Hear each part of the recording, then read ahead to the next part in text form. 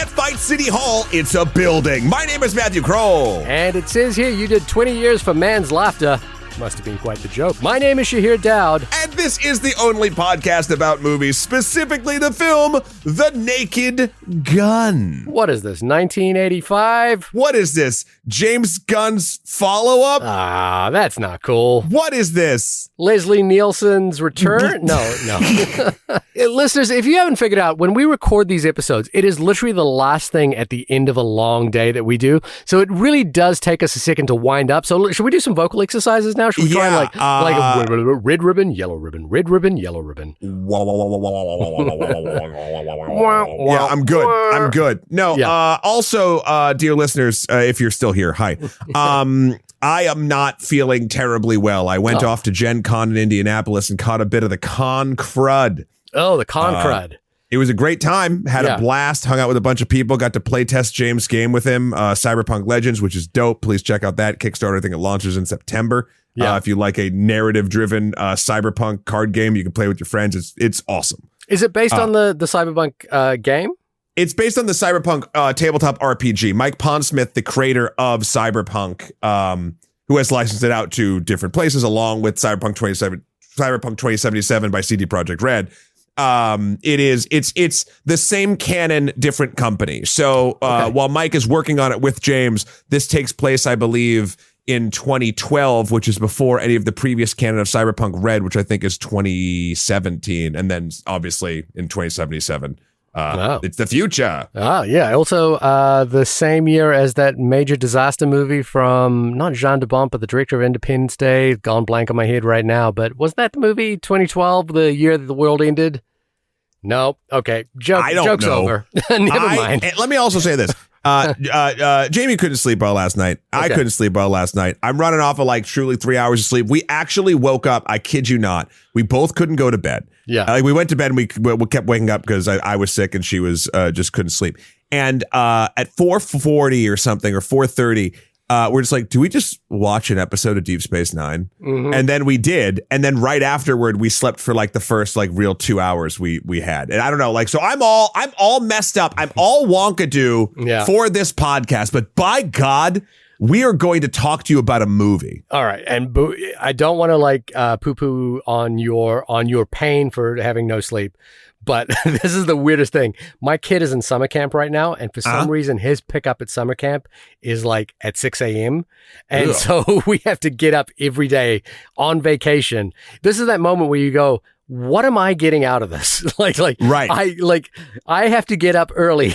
I thought I was done with this. You know, like we've done the diapers, but now I am doing the entire routine for summer camps, which is so ridiculous. So, I feel your pain. I've gotten up at 4:30, but we don't watch TV. We just sort of lie quietly in our bed and hope to God that nobody hears us.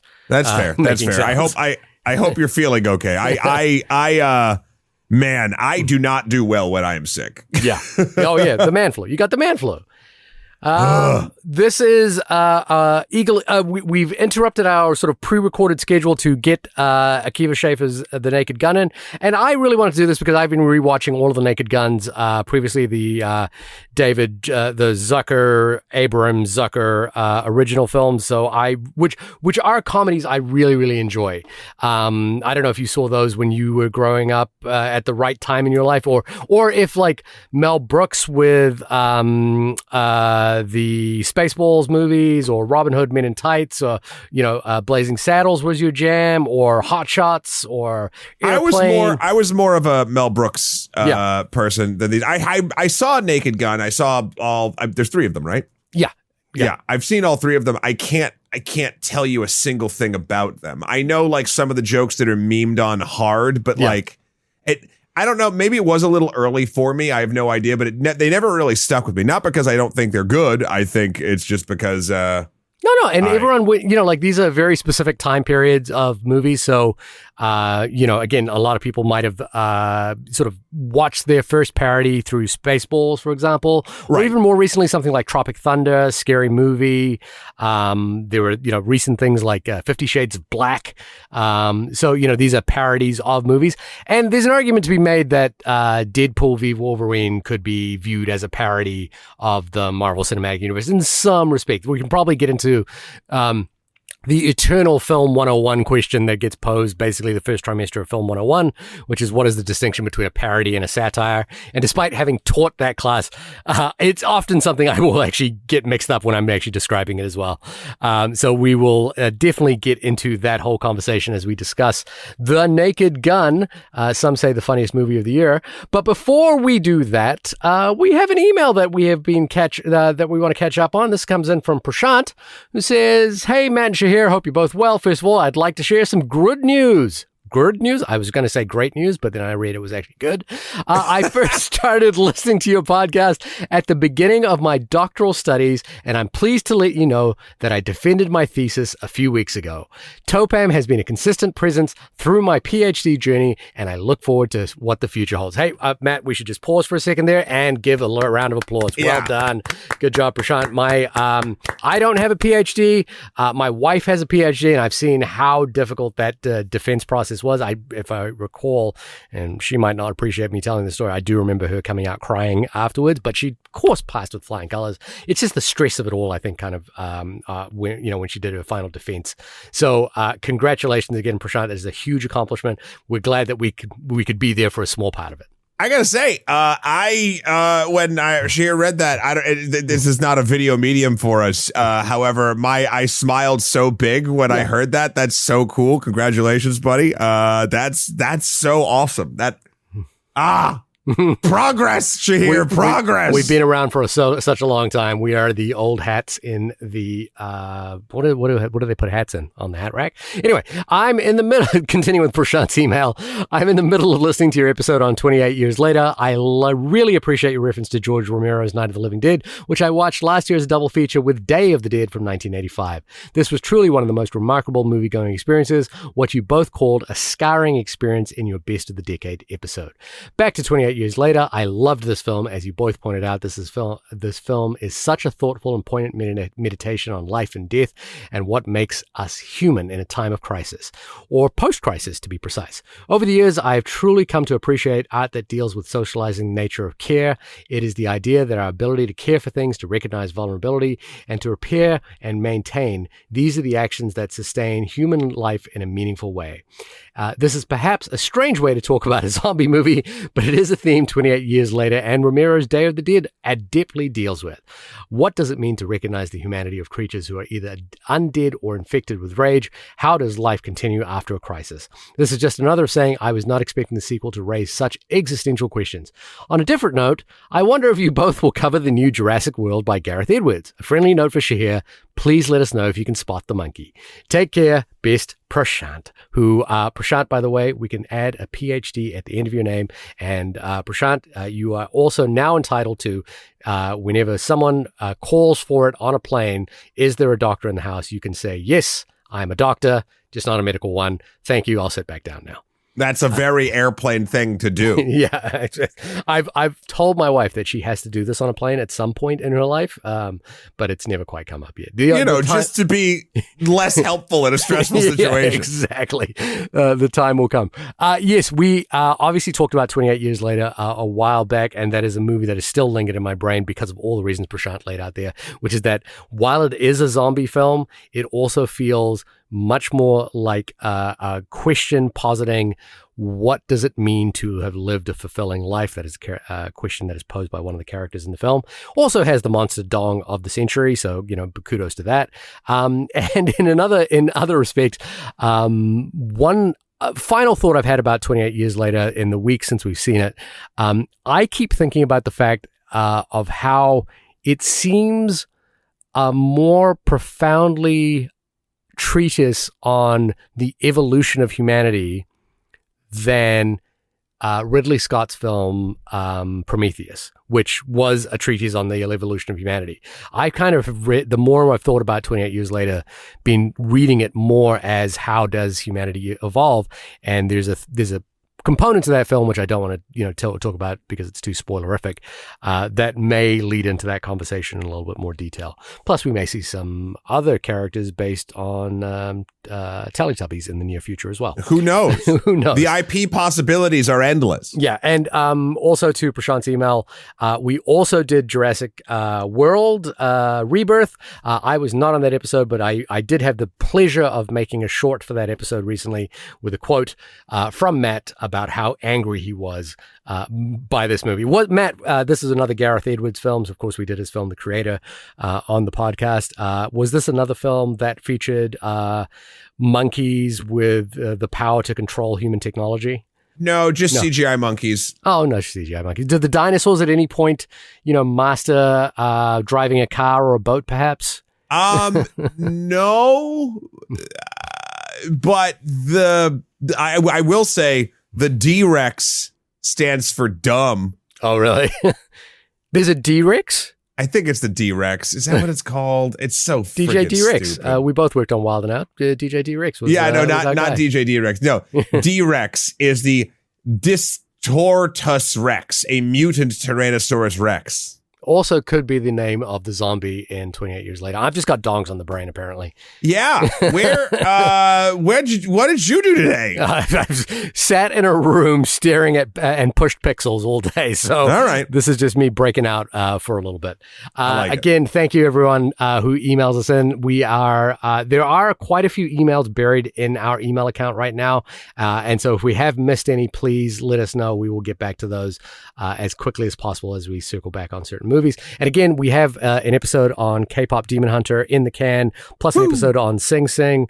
We may push that another week, but just as an aside here, we in our household are planning a big screening of K-pop Demon Hunter for a bunch of screaming kids coming up soon, which is I'm actually really excited for. Yeah, there's going to be a lot of kids dancing around K-pop Demon Hunter. It seems to be the movie of the summer for as far as kids go, and I am actually just looking forward to it's one of those movies that I think the kids who have seen it will be talking all the way through it. The ones who haven't seen it will be enjoying the ambiance of other kids talking through it. They'll be singing, they'll be dancing, there'll be popcorn, whatever is going on. It's going to be a fun time had by all at our place. And none of you are invited. Oh, wow. Well, I will not bring the Nerds Gummy Clusters, Matt, then. You may be invited. I don't know if you want to come to this, by the way. If you've ever thought about having children, the worst thing you can do is sit in a room with a bunch of kids. I'm good. Yeah, who are hyped up on sugar. This will be your worst nightmare. Could you tell us what The Naked Gun is about? I sure can. The Internet Movie Database says that The Naked Gun 2025 is, quote, only one man has the particular set of skills to lead police squad and save the world. Save the world? Well, technically, yes. So while this is accurate, I do dock it points. That is because one Liam Neeson on Seth Meyers had to read the log line of this movie. Oh, did he? When he did, he really scoffed at the one man that has a particular set of skills. He didn't like it. And he's like, that's not what okay, whatever. And so for the sheer fact that Liam Neeson didn't like it, we're going to give it a 6 out of 10. This is a sort of kismet here in terms of some of the things I wanted to talk about in terms of that definition of parody and satire. So from memory and from film school days, I would usually have a textbook to kind of back me up on this. But parody is an exaggeration of existing traits used to for the sole purpose of creating comedy. Of course, there can be overlap in terms of political commentary or actually saying some sort of something about the world, whereas satire is a little bit more of a nuanced exaggeration of existing features that may not necessarily make fun of something, but exaggerates it in order to make a point.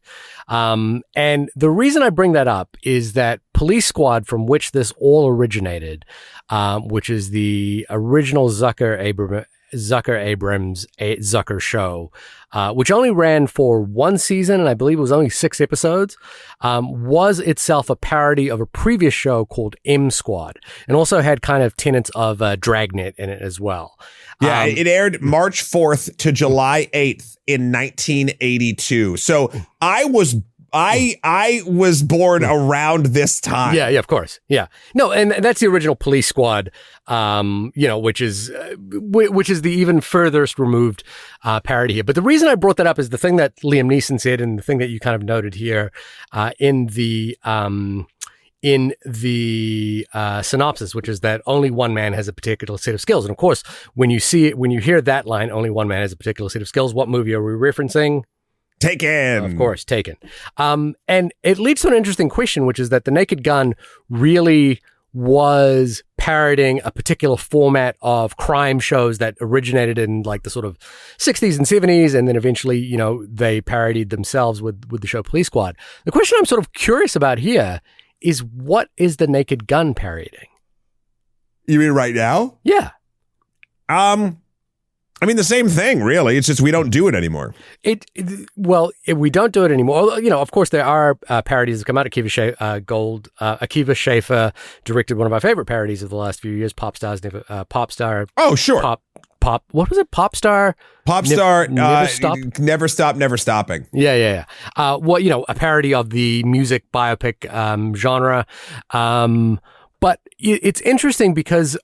but even that was like 10 years ago, almost 10 years. No, actually, legit 10 years ago. Legit, 2015, that came out. So 9 years. 9 years. Yeah. But it is obviously of note that the cycle of movies that we're seeing this year are Fantastic Four, Superman, Formula One, which is a little bit of a retread of a sort of similar format of films, although an original property itself, and The Naked Gun, which are all remakes. Or redos of existing properties. So that question of parody kind of becomes interesting because we're sort of parodying a parody at this point. And I don't know if that's the case. I think this is still, because this is a reboot quill, or you could literally just call this a sequel. Like right. it technically there's is. There's some reference to the original Frank Drebin series. Jr. Yeah. Liam Neeson is playing Leslie Nielsen's character of Frank Drebin's son, which you see at the end of Naked Gun 33 and a third. Oh, that he has a son?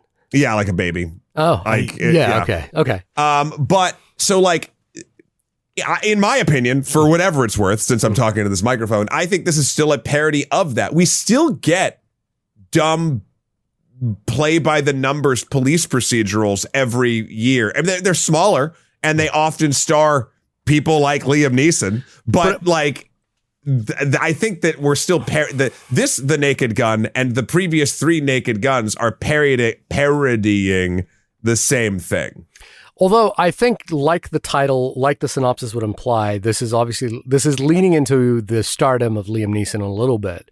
Well, it's using Liam Neeson as part of the parody, and his and the sort of the types of movies he's been making over the last few years. Like you look at a film like A Walk Among the Tombstones, or like police procedurals of recent memory, as well as the revenge thrillers that he has been making. Even Liam Neeson was known for dramatic roles before he was in these comedy shows. So it's still playing off the same pedigree in my opinion. And the point that I'm making by bringing that up is I enjoyed this movie for what it was, and for what it had to offer, which is that sort of when the sort of real fundamental kind of method of the parody, a really straight down the line. Hey, this is something you've seen. Here's a sort of inversion of it, or a sort of ironic twist on the whole thing. This is the joke. Laugh at this moment here.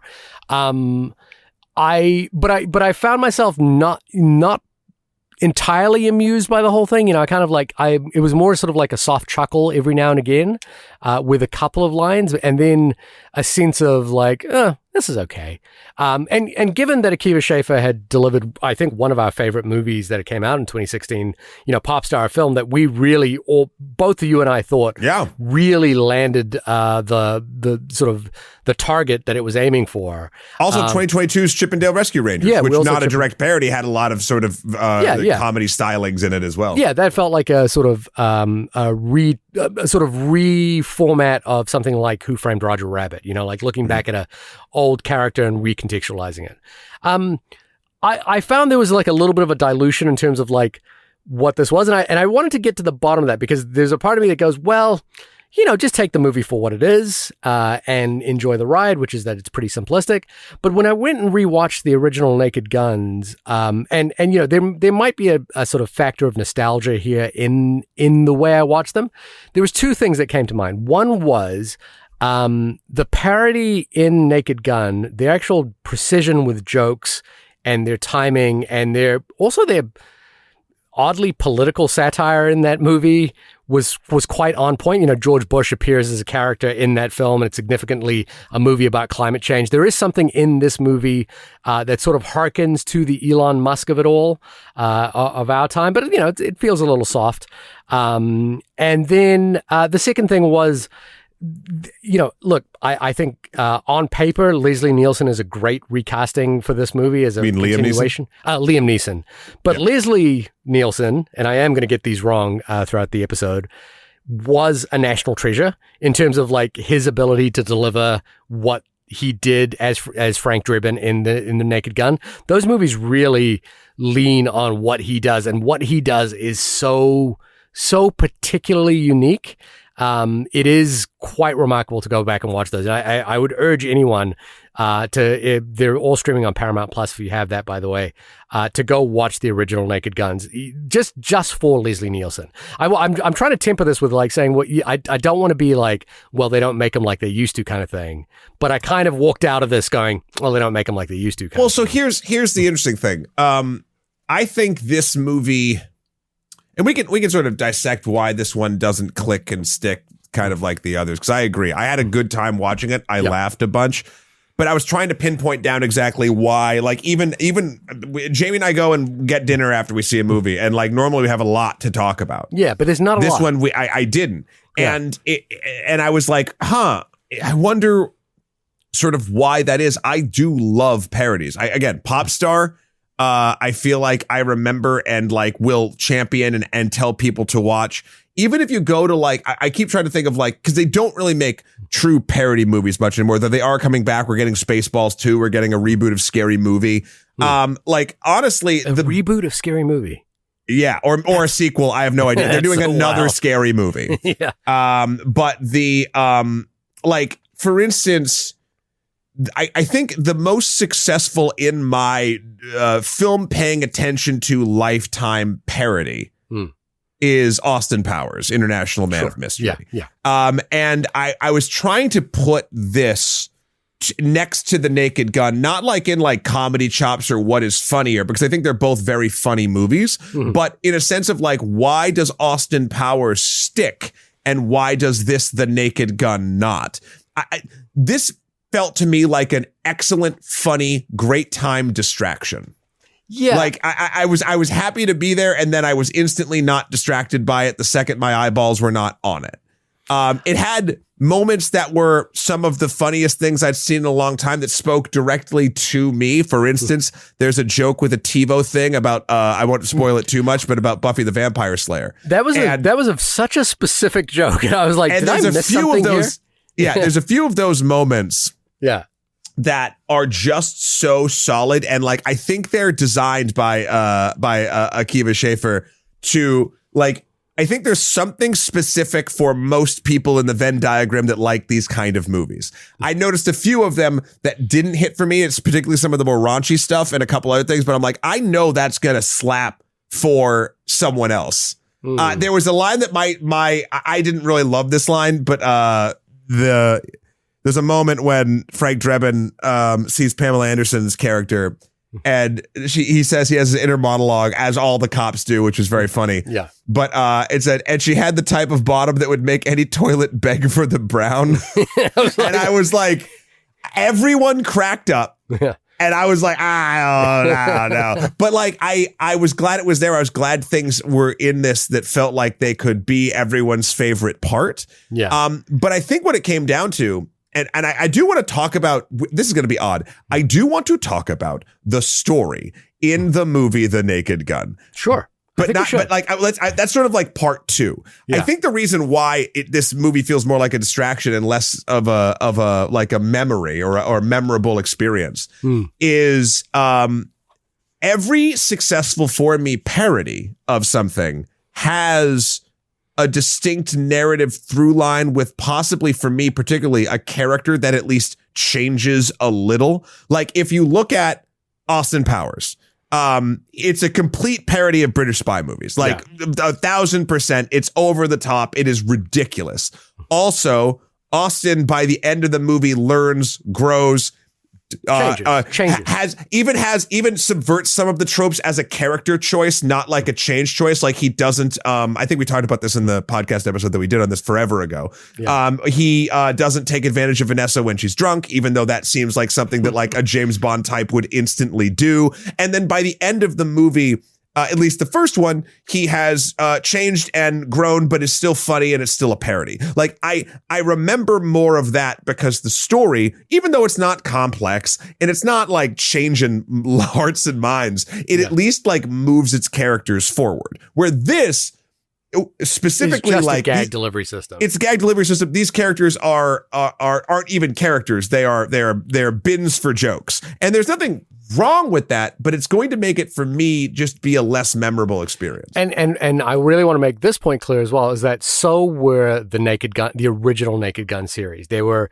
maybe that's why I didn't click with them too. Yeah, they're essentially joke delivery mechanisms. You're absolutely correct that Austin Powers, as a sort of similar format, does much more with it. And I'd go even one step further. Edgar Wright really, parodied a zombie film with Shaun of the Dead, but injected it with so much heart and story that it kind of moved away from being just a sole parody, even though it certainly took moments from zombie movies and made it its own. Same with Hot Fuzz as well. I think those are would that be more satire? See, now I'm a little confused. So this is where the sort of distinction gets fuzzy, hot fuzzy, if you will.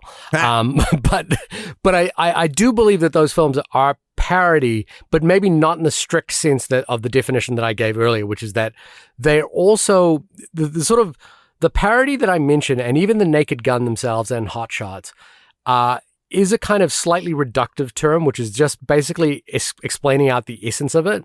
And the thing to remember with Edgar Wright is he's also a terrific filmmaker, and those are films that are actually really exceptionally well made. Yeah, and demonstrate a kind of and I think this is what I want to get to here. They demonstrate a love for the original that is beyond, hey, look at that, that's funny. And I believe the Naked Gun series exhibits that. And this film hasn't got necessarily the immediate thing in its rear view, the immediate sort of genre in its rear view mirror that it actually loves. And a counterpoint to this is Popstar Never Stop, Never Stopping.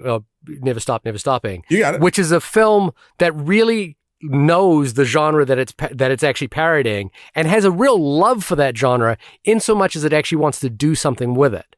And, and is, explores and has ideas and wants to have fun with it. This feels like, the way I kind of described this film as I thought about it was that this is a really good on paper kind of movie, but it's not a movie that really elevates beyond that. Like Liam Neeson, I think, is actually very good in this, and he's a very good on paper follow-up from Leslie Nielsen, who has passed away.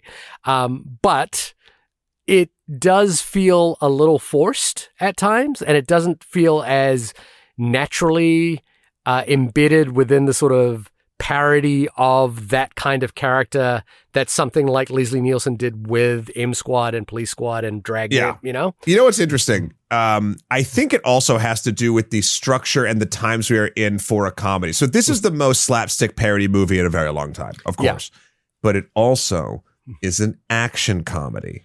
And I would not really call the Naked Guns action comedies in the same way. There is action in them. Yeah, that's where this kind of becomes more of a parody of the type of film that Liam Neeson has made. Like, so Taken. for instance, like there's, I think the scene that's in the trailer with him as the little girl. Yeah. Then there's the scene, like there's a driving section, and then there's a big sort of kind of fight at the end. There's a part, and now we're getting into spoilers, where due to the evil villain's plot, everyone's minds has been reverted back to primal state, and they're all raging, and he can somehow also, which it doesn't really matter, like control the device. The MacGuffin is literally called the PLOT device, which is perfect. Yeah. So Frank Drebin Jr. doesn't want to hurt these people, so he doesn't shoot them with his two pistols that the camera spins around showing him brandishing. Instead, he keeps unloading the clip and kicking it at people and catching it back in the gun. Yeah. And I think at that moment, I was kind of done with the movie. Because that moment, in my opinion, that was the first moment in the entire thing that served nothing. Like, it's supposed, like, why is that scene there? Like, it's because they think they can do something that is cool and funny, but I found it, again, personally, to be neither. It's also a good example of what you were talking about earlier in terms of does the character develop to do that? Yeah. You know, is there a story beat that accompanies this so that the character does that?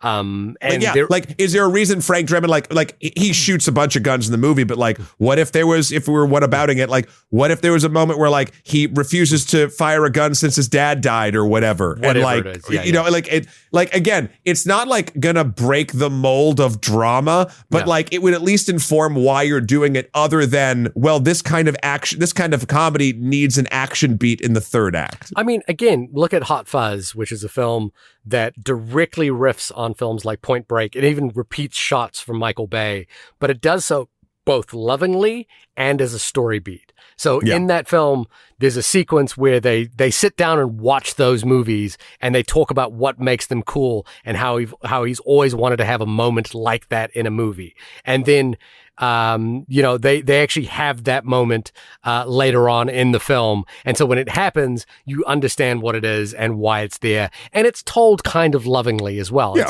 It's I think Edgar Wright is smart enough to know that, like, some of us will find Point Break silly, and he's got a character that kind of says Point Break is silly, but then he's also like, but isn't Point Break cool? And wouldn't it be cool to do like we do like these things. And I think that to me is a little bit of the issue with The Naked Gun, is that, you know, as I mentioned, it doesn't quite have the thing in its rearview mirror that it's looking back and referencing with Love, to really make this anything more than kind of a delivery mechanism for some fairly decent jokes.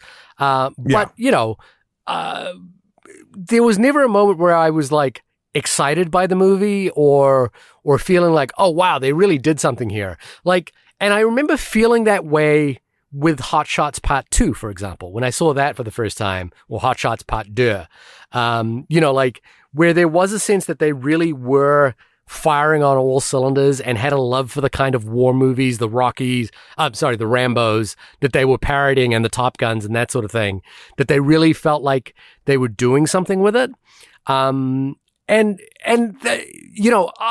This is me hypothesizing here. Again, Akiva Schaffer, in terms of doing this film, it's a really good on paper decision.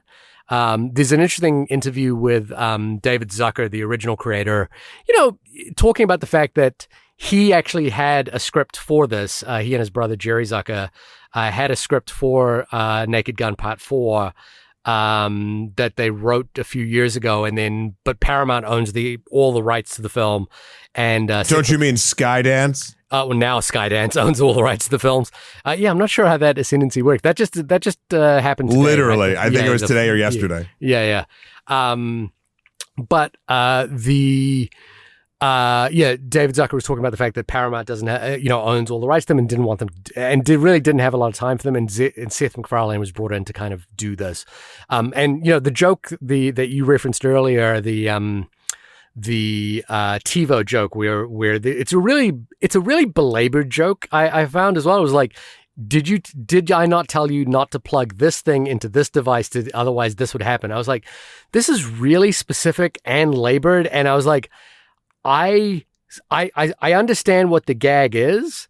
I was like, but is this a gag? You know, so like, I really liked that moment, not only for the Buffy reference, but also because it was so belabored. Because they're supposed at this moment in these kind of movies that it is parroting the action cop and the femme fatale are supposed to like get into a misunderstanding about something, and rather than make it truly about the actual plot, like they mention it, but whatever, they make it this weirdly specific like nonsense thing about a piece of tech from the like early 2000s, and I just wondered who knew this, like who in the audience that is I mean, I did. 25 or younger, I know. or 30 or younger, knows and understands this enough to think it's funny. I actually don't think this movie is for 25-year-olds. Yeah, you could argue that the actual central romance of it, although Liam Neeson does fall into that category, like he's not 20-year-olds, but he does cater to that audience. You know, like they're all. I don't think so. I think Taken has a bigger cultural footprint than we will probably imagine. Taken is so long ago, and But then it that just became moment, a meme. If you go to anyone on the street and say, I have a particular set of skills, they will know what you're talking about. Liam Neeson is not moving movie tickets for 25-year-old demographics. Taken is 2008. I honestly think, and write us an Only Movie Podcast, and perhaps you're younger, if someone says the lines to you, I have a particular set of skills. Of course you know it. You're not going to drop what you're doing and go see the Liam Neeson movie that's in the theater. It's not. That's not how this works. No. Hang on, hold on. So I'm not suggesting that he's bringing people into the audience. I'm not suggesting that at all. I'm suggesting that they are aware of him and they do understand who he is. Right? Sure. Yeah. And so my point here is I'm not sure that same audience that knows Liam Neeson and understands who Liam Neeson is, understands what a TiVo is.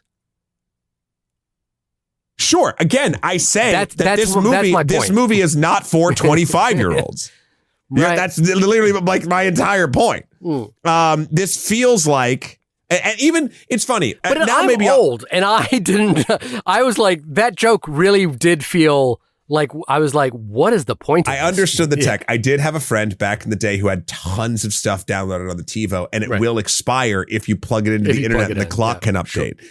And then it won't let you watch the stuff because you're only supposed to have the recordings for so long. Right. And so, like, I get it. Like, but again, I'm in my 40s. But it's a passing kind of gag, right? Like, it's like, oh, I've got a TiVo with all the stuff backed up on it. Well, yeah, it's not like that's what I think is so great about it in this movie is it's the thing that should be entirely passive, and they turn it into a 3-minute like dialogue beat the horse to death joke. That does feel like the modus operandi of Seth MacFarlane. Yeah. Like that is how Family Guy operates. That is how American Dad operates. That is how Tid operates. You know, that is how a lot of his jokes operate, which is, this is a very specific niche thing, and you might not think it's funny, but I'm going to beat it until it is. Yeah. You know, and I didn't get to the point where I thought it was funny. And which is fine. Again, I think it does fall into the category of here's a specific thing that's going to work for some people. And I think that this movie had, though it was trying to have at least one moment that made every audience member who's watching it kind of feel special and seen. Yeah. That was mine. I'm glad. The surprise for me too, honestly, like, 'cause I kind of knew that Liam Neeson could play a straight person funny, like just like a straight man. But Pamela Anderson, absolutely delightful and hilarious. Also can scat like a motherfucker. Is she good? Is she a good scat? Yes, actually, again, I hate to keep. I did see this interview when she said she could scat, but I thought the joke in the movie was that she can't. Well, no, I think that she's scatting, but she's not doing it like appropriately for, like, she's doing it well, but it's not like, why is this happening now and here? Like, it doesn't make sense that it's so good. Yeah. I actually quite enjoyed her. It's actually, the main thing that it made me feel bad about is that I have not watched her film, which I think they were gunning for an Oscar nomination, but it might have got a Golden Globe nomination, The Last Showgirl. Yeah. That came out a few months ago. And obviously she's also, I don't want to body or talk about the physical appearance, but like, she has made a particular transformation herself and like been very vocal about the fact that she's going with no makeup in public now. And you know, this is a big transformation for someone who spent their 20s in sort of glamour magazines and that sort of thing. Well, yeah, I mean, and just to see her I don't know. I really like this sort of this era. I think that she is very, very funny. I think she there were certain times and, some really good timing and really good facial expressions, specifically during, again, one of my favorite parts in the middle of the movie, which was when they go on vacation. Yeah, the snowman. To the snowman in the lodge. Yeah, My God. So the snowman bit I thought was great. Like, I was like, okay, great. I didn't and laugh that felt out like very Lonely Island. Yeah, I didn't laugh out loud, but I was like, I did. I get what this is. I think this is actually working. If it doesn't work for me, that's okay. I like it. Yeah. I don't know. I thought she was an absolute delight in this, and I'm very looking forward to seeing. I need to see The Last Showgirl, and I need to check out other stuff she does because I think she's kind of on the uptick again, and that's awesome. There were also the movie was kind of buoyed by the fact that the publicity team really picked up on the fact that they are dating now and are really making that front and center in their PR campaign. Oh, sure, but I mean, it's great, and I'm here for it. Good for him. The plot of the movie. Yeah. You are right. There is the Elon of it all. The villain is a tech billionaire, Richard Kane, played by Danny Houston, who has been doing this role his entire life. Yeah. Essentially, an Elon Musk light person who believes in the tech billionaire doom version of like they need to restart humanity because it's just too far gone now, so they have to destroy it and hide in bunkers, and Weird Al's going to be there. That's very Doctor Strangelove as well. Yeah. So like, especially in this day and age, right? Like, I think this is why this movie not only didn't stick with me, but and again, I want to make it very clear, just if you're watching it to have distraction, it's very funny. I enjoyed it. I think you should see it. I think this is another movie, and obviously I'm not as mad at this as I am Jurassic World Rebirth. That would be wild. Yeah, but it does feel like a wasted opportunity of a bunch of valuable assets left on the table. I'm not saying this movie needs to make like a statement about something. It could, and that would be fine, and maybe even strengthen it. But there is something about this like very real tech billionaire, like weird mindset about what to do about society that literally used to be just supervillain shit in movies and now is very real, that they could have played with, mocked, done more humor around, like, and built the plot in a way where that was actually where like that wasn't just a plot device, that it actually did have some teeth to it. One thing I will say about it is, like, for instance, we were talking about Austin Powers, and obviously the plot in Austin Powers is supposed to be farcical based on James Bond villains. Like Dr. Evil, even though like you could argue he changed a little bit, but not like really, his plot is not the thing that like no one cares about why he's ransoming the world for $1 billion, right? $1 million. But there's already some other emotional resonance or stakes that you can engage with so that Dr. Evil can be ridiculous. In a movie like this that sets up a, sadly, very real villainous plot point, it does nothing with it. And I think with people as talented as those who made this The Naked Gun, they really could have done something excellent with that and elevated what they made to be something that is like highly memorable. Again, not even just pointed towards my own politics of it all. Just like you're already putting facts down on a table like bullet points. Now integrate them into your comedy and your story, and everything will just click, you know? Yeah, there's obviously, you know, the greatest example of doing what you're talking about is Trey Parker and Matt Stone with South Park. Mm-hmm. You know, and their film Bigger, Longer, Uncut really, you know, like has a lot of ideas behind, you know, the actual sort of silly jokes that they're kind of putting on display there.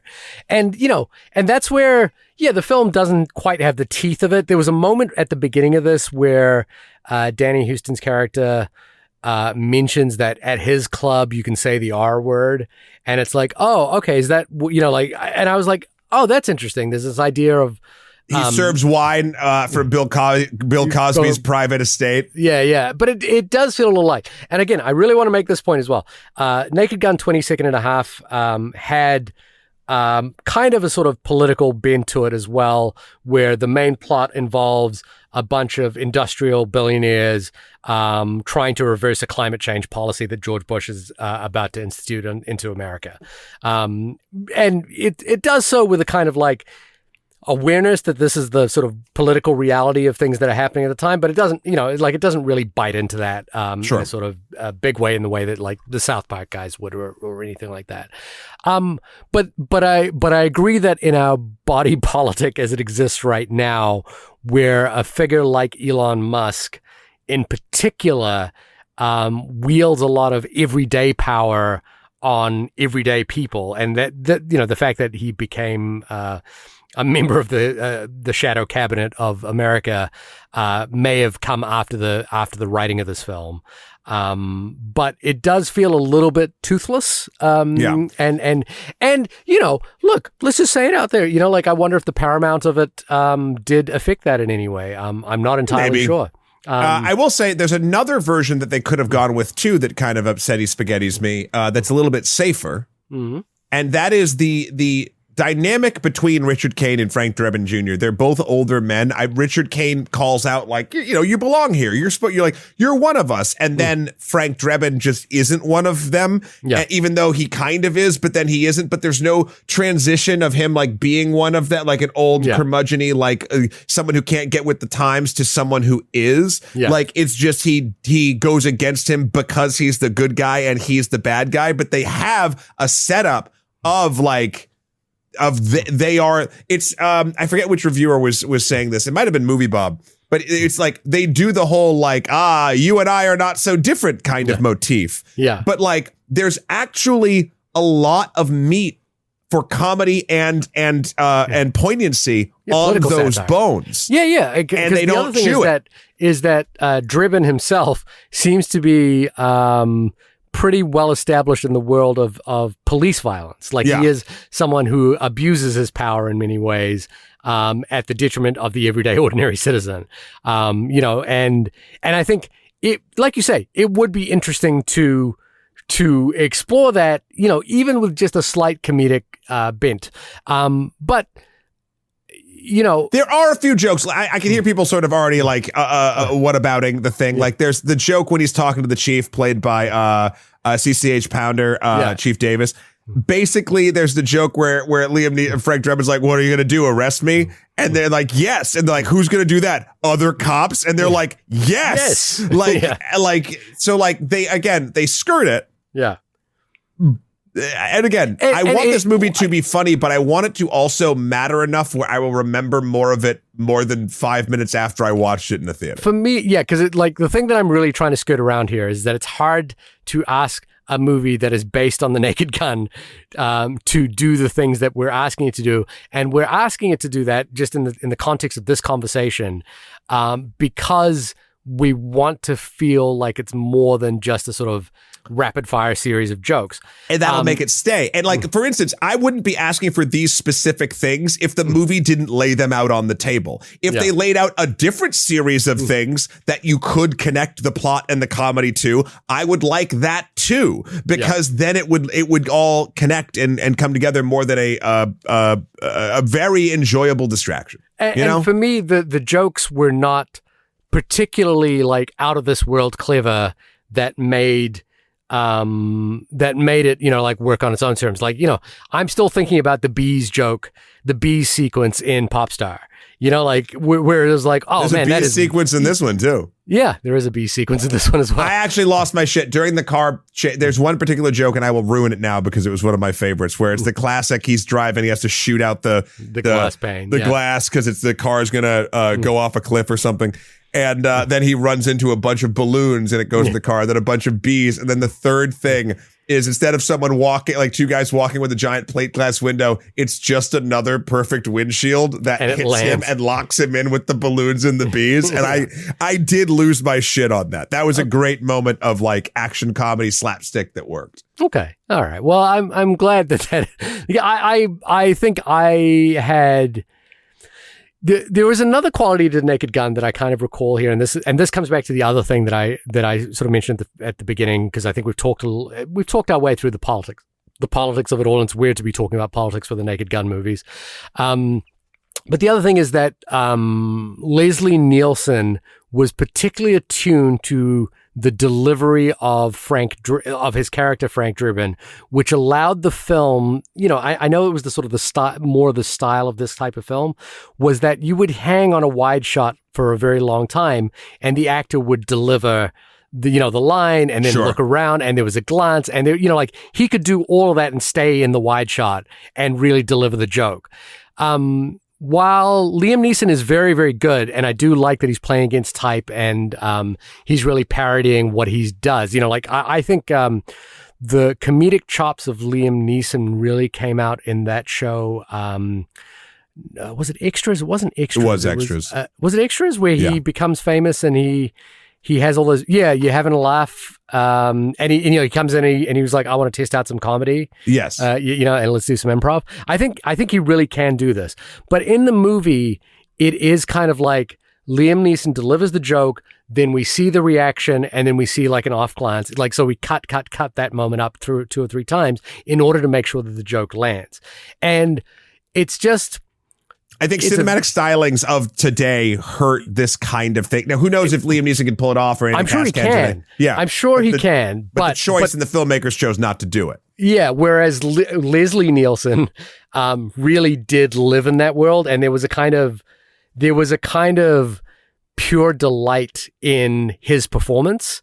I do rank it up there as some of the most sort of genius comedic performances of our time is Leslie Nielsen in the Naked Gun series.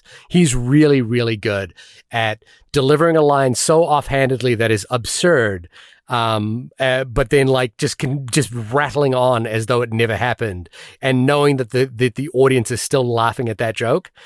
He just really was good at that, and I think the writing by the Zuckers and Abrams was really on point as well. So I really like that. Let's go back real quick to the TiVo Buffy thing. It would have been really cool is if that whole thing was in the wide. And it was just a one shot, and it's just the conversation. It's going on but it's cut. And that's it's fine. Forcing the reaction shot, and so when they force the reaction shot, you're forcing the joke. Yeah, and it I remember a thing Taika Waititi said years ago, which is that comedy is much harder to do than drama because comedy requires precise frame by frame trimming. In the edit, he was like, if you push a joke one frame beyond its funny point, you've lost the whole moment. And if you push it below, you don't land the joke. And he was like, it's really, really hard to land comedy in this way. And it is a much finer art than people give it credit for. I think there's a sort of a little bit of a miss there in terms of, on paper, Leslie Nielsen, I like it. On paper, Pamela Anderson, I like it. On paper, Paul Hauser, I like it, but I don't know if this film does anything with it. No, not at all. With Paul Hauser, I was like, I wish this was more of a thing, but it really is not a thing in this movie. I'll tell you, the joke that I loved, or a gag that was consistent, was the coffee joke. Was always getting handed a cup of coffee.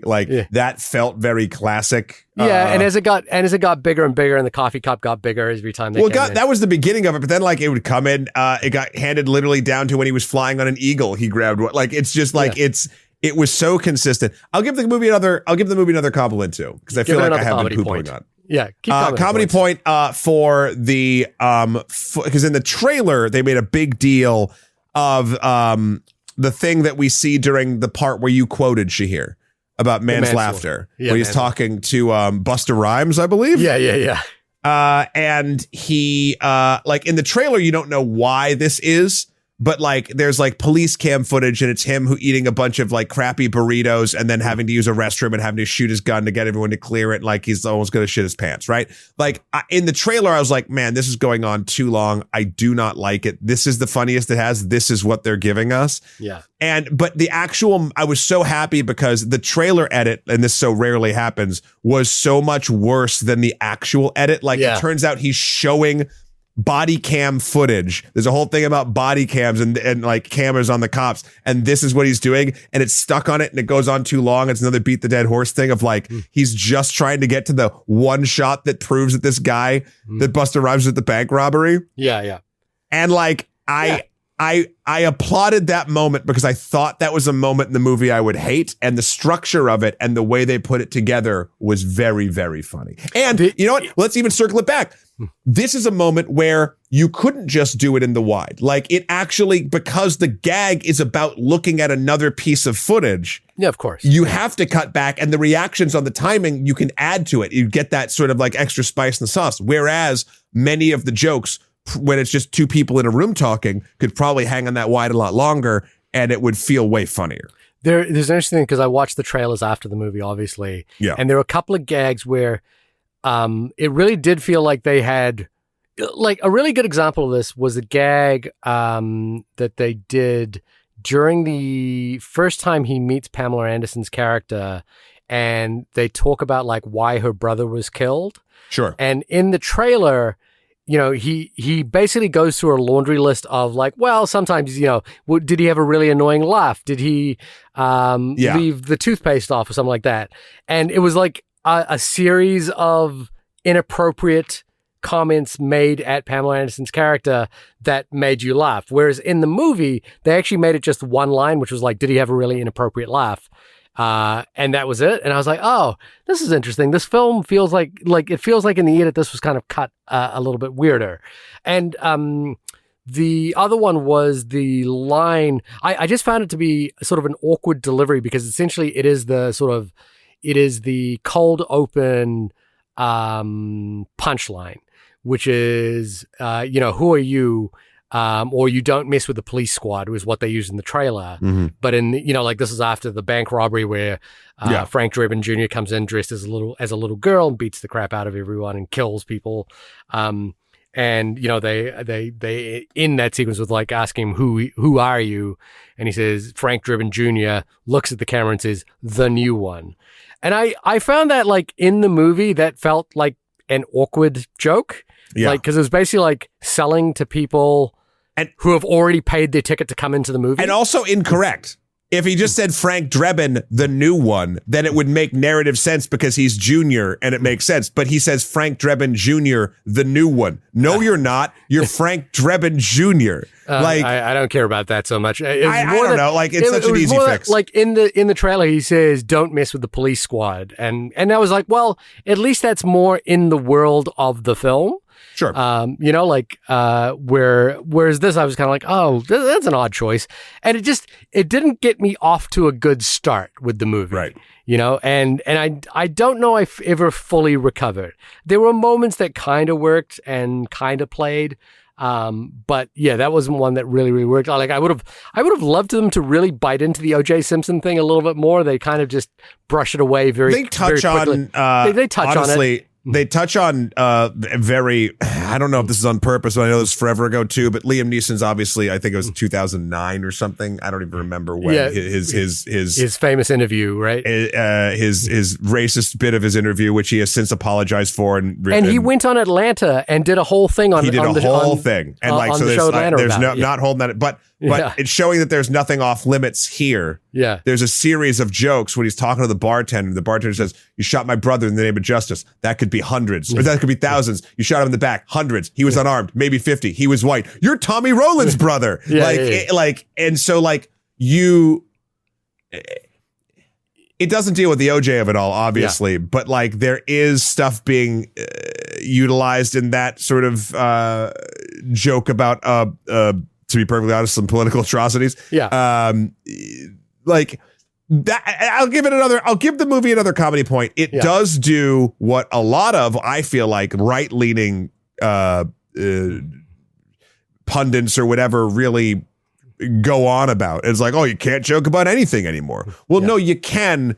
Again, we've said it before in the show, comedy is a heist. You can joke about anything if you can get away with it. And I do feel like in the moment, 95% of the jokes in The Naked Gun 2025 work and they get away with it. Yeah. There's nothing inappropriate or offensive about this movie at all. But then there's the flip side of it that like there's just not that little something extra. They don't pick up the pieces on the table of other plot points that could make you actually even give a remote shit about any of these characters.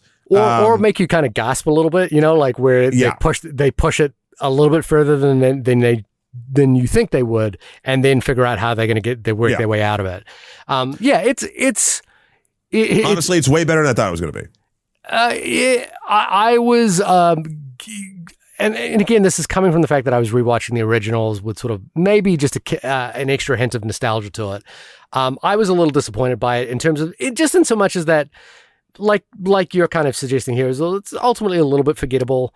Like the jokes for me weren't like laugh out loud hilarious, more sort of like mild chuckles. I like the bit that you're talking about there, but I kind of just mildly chuckled at it. Sure. Because there's a kind of belabored quality to all of this. And I think for me, there is not that like reverence or love of the actual genre that they're parodying to like really do it in a way that like, where they can kind of own it. And by owning it, I mean the way Edgar Wright owns action comedies or action films in Hot Fuzz. The way that Edgar Wright owns zombie movies in Shaun of the Dead. And not every film should be that. Not every film can do that.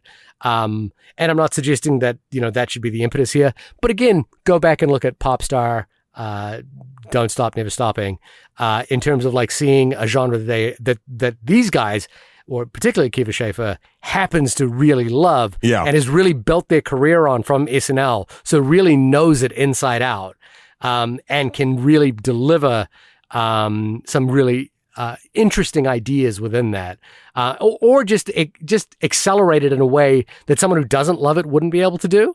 And I think that's kind of what's missing here a little bit, is that it's fine. It works.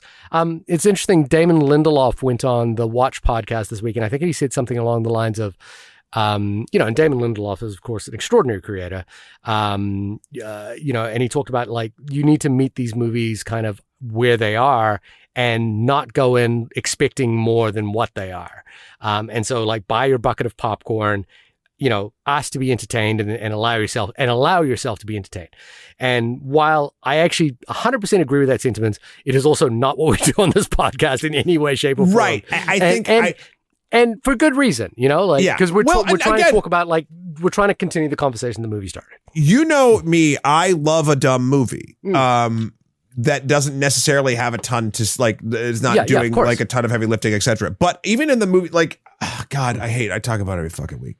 But like the 1995 Mortal Kombat movie, actually takes the dumbest fucking preface on the planet, the Mortal Kombat tournament from the video games, and through great writing and acting, like makes you at least, I think the acting makes you actually feel like the characters are characters and not just the sprites on the video game. I'll fucking die on that hill. We could do a whole other thing on that for a while. What was that? Christopher Lambert in that movie? He makes a choice, and now I believe he's fucking Raiden. He's the most Raiden out of every live action Raiden that's ever been. So, okay. All right. But regardless, the like when you can take something, whether it's comedy or action or a video game adaptation or anything, and you can actually make your characters. The way you make your character stick beyond the get your popcorn, go enjoy it. Like again, there's nothing wrong with doing what that reviewer said. But also, we should not pretend that if that is the only goal in a film, that there's much to say about it. No, and I think because I really want to stress this as well, is that like we're not trying to get this movie to do much more than what it set out to do. But I think using the phrase from Popstar, or using the title of the phrase from title of Popstar, the movie doesn't pop. And it can be dumb, but I kind of want it to pop, like to actually. And I think we've listed multiple ways based on pieces of the film that it does set down on the cinematic table that it could pop. Yeah. But it just chooses not to. Yeah. It doesn't pop for me, which is a weird metric to say. And I want to end my thoughts on this by saying I don't want to poo-poo on anyone who goes to this movie, enjoys it. I went to, there's a big screening, a lot of people who are coming out, and I could sense the kind of like, hey, this movie's not asking a lot of me. Sure. And that's what I want at this moment. And nothing wrong with that. it is delivering the thing that it says that it's going to deliver, which is that here are a series of gags, that fundamentally work. And so I'm no shade to reading this movie at that level at all. It plays sassafras chicken and D and makes it extra lumpy, you know? I don't know what that means still. It's just pretending to be jazz. I get it. But I was like thinking of like sassafras chicken as an actual fried chicken with extra lumps. But it was cool. It was cool. Anyway, this has been the only podcast about the film The Naked Gun. Shahir, when you are not crying in front of the poster of your previous version's cop father, where can folks find you? You can find me living out all of my anxiety, all of my moral quandaries on my website, suvanova.com. That's SUVANOVA. Matt, when you are scatting all the way across the floor while you are naked holding a gun, where can people find you? Oh, I see, because the title. Well, you can find me skibbitying all of the toilets. That's what the kids are doing over at my website, Extra History and Extra Credits. Check out the good works we're doing over there. We just dropped our first animated full-length Extra Credits in a long time. It's on the board game industry and how it is poised, sadly, to collapse, not just because of the terrorists, but they aren't helping. Right. And I believe we'll be wrapping up our William McKinley series by the time this comes out, so you'll be able to check that out as well. Next week, I believe, will be K-pop Demon Hunters. No, most well, likely. here's the thing. I want to do this live while we're here.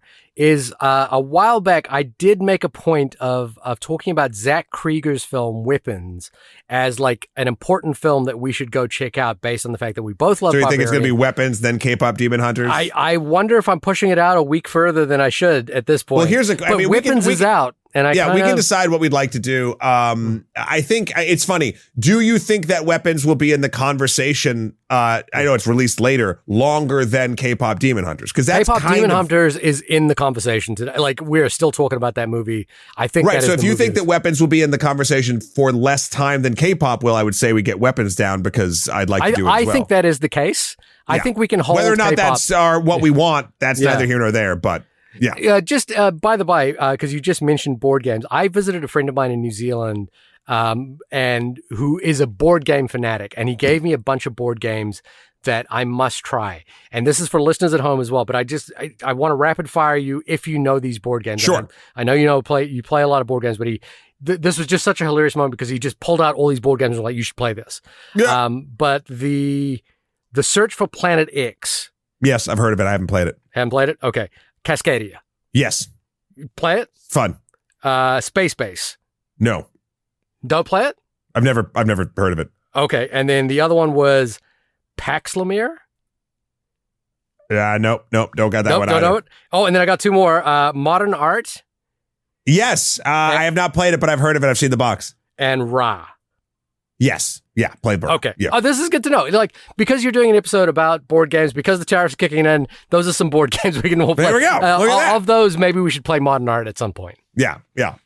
Well, that's what we do every week here at the only podcast about movies, I would argue. I'm going to go drink a bunch of NyQuil and pass the hell out. So until next week, thanks for listening, everybody. And we'll talk to you probably about Weapons soon. Hopefully. Maybe we'll do a poll. Write us in. Well, onlymoviepodcast@gmail.com. We have no idea. We're going off the seat of our pants, whatever that means. We're going naked with our guns out. What? Sun's out, guns out. Bye, everyone. Bye.